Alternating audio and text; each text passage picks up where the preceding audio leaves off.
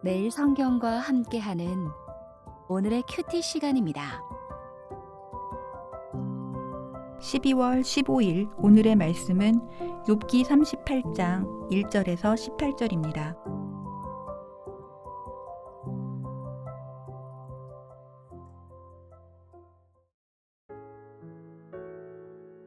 그때 여호와께서 폭풍우 가운데에서 욥에게 말씀하여 이르시되 무지한 말로 생각을 어둡게 하는 자가 누구냐?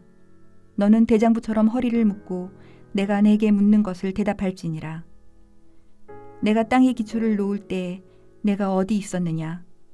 내가 깨달아 알았거든 말할지니라.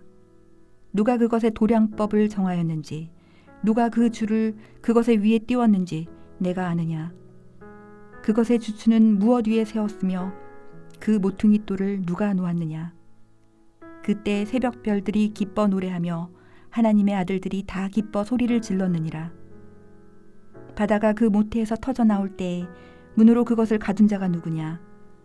그때 내가 구름으로 그 옷을 만들고 흑암으로 그 강보를 만들고 한계를 정하여 문빗장을 지르고 이르기를 내가 여기까지 오고 더 넘어가지 못하리니 내 높은 파도가 여기서 그칠지니라 하였노라. 내가 너희 날에 아침에게 명령하였느냐? 새벽에게 그 자리를 일러 주었느냐? 그것으로 땅끝을 붙잡고 악한 자들을 그 땅에서 떨쳐버린 일이 있었느냐? 땅이 변하여 진흙에 인친 것 같이 되었고 그들은 옷같이 나타나되 악인에게는 그 빛이 차단되고 그들의 높이 든 팔이 꺾이느니라. 내가 바다의 샘에 들어갔었느냐? 깊은 물 밑으로 걸어 다녀 보았느냐? 사망의 문이 내게 나타났느냐? 사망의 그늘진 문을 내가 보았느냐? 땅의 너비를 내가 측량할 수 있느냐? 내가 그 모든 것들을 다 알거든 말할지니라.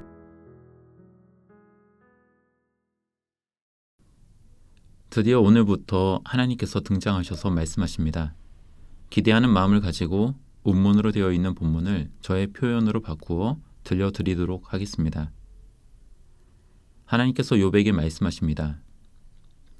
무지하게 말하는 자가 누구냐? 내게 묻는 것에 대답해 보아라. 내가 땅의 기초를 놓을 때 너는 있었는가? 누가 도량법을 가지고 세상을 창조했는가? 어떻게 기초를 세웠는지 아는가? 바닷물을 막고 그 경계를 정한 것이 누구인가? 바로 나다. 내가 아침을 오도록 명령하고 어둠을 물리칠 수 있는가? 내가 깊은 심연과 사망의 문을 가보았는가?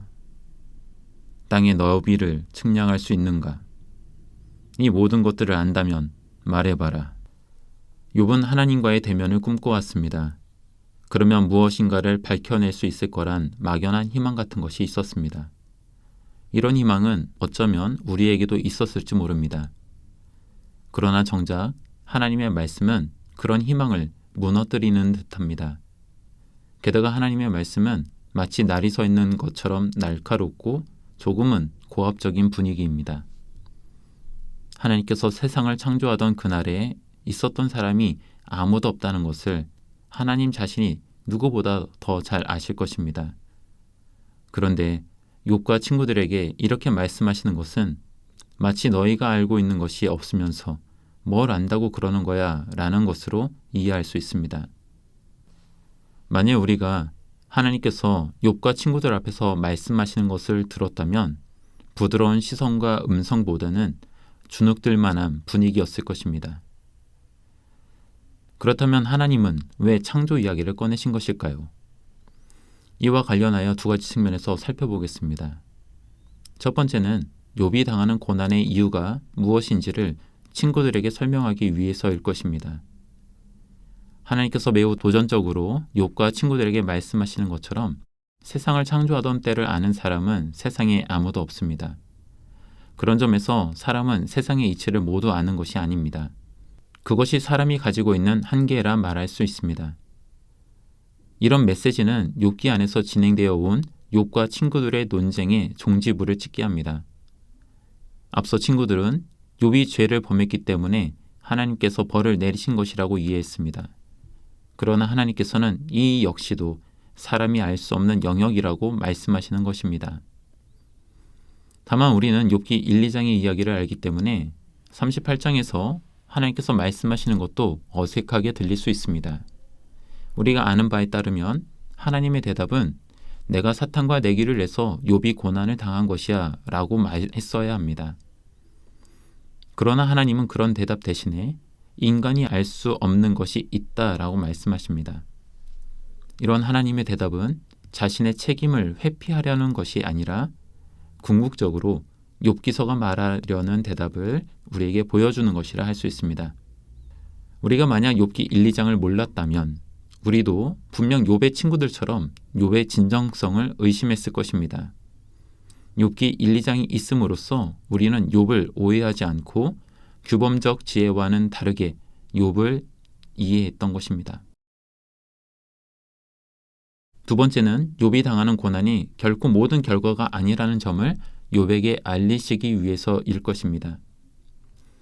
4절부터 이어진 창조의 이야기에서 강조되는 것은 아무것도 없는 상태에서 무엇인가를 창조하는 것이 아닌 혼돈에서 질서를 만들어 가시는 하나님에 대한 서술입니다. 도량법이라는 것도 질서를 세우는 것입니다. 모퉁이돌 역시 기준이 되는 역할을 하는 것을 의미합니다. 바다와 구름이라는 물의 영역을 나누고 경계를 정하는 것도 하나님이시라는 메시지가 계속되었습니다. 이처럼 세상을 창조하셨다는 이야기에서 강조되는 것은 혼돈에서 질서로 만들어가는 창조입니다. 욥에게 있어서 그가 경험하는 고난은 혼돈 그 자체라 할 수 있습니다.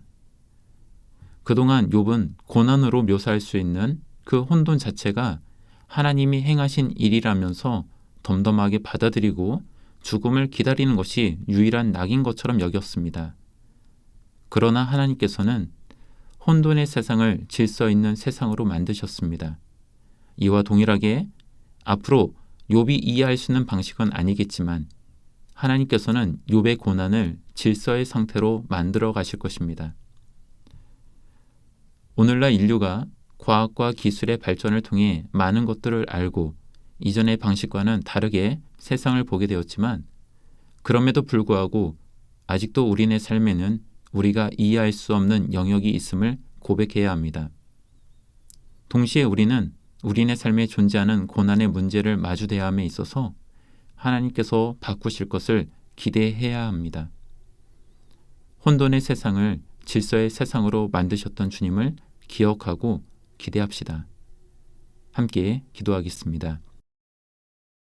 세상을 창조하신 하나님을 찬양합니다. 아울러 혼돈 속에 질서를 만드시는 하나님을 경배합니다.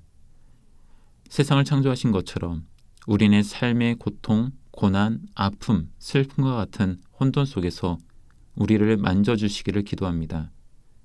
그리하여 질서 있고 균형 있는 삶으로 인도하여 주옵소서.